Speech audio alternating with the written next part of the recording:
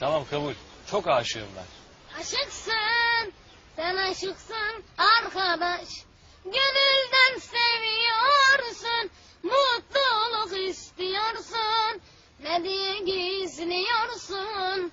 Sen aşıksın arkadaş. Allah yardımcın olsun. Derdine derman bulsun. Laf aramızda kalsın. Sen aşıksın arkadaş. Aşıksın. Aşıksın. Aşıksın. Sen aşıksın arkadaş.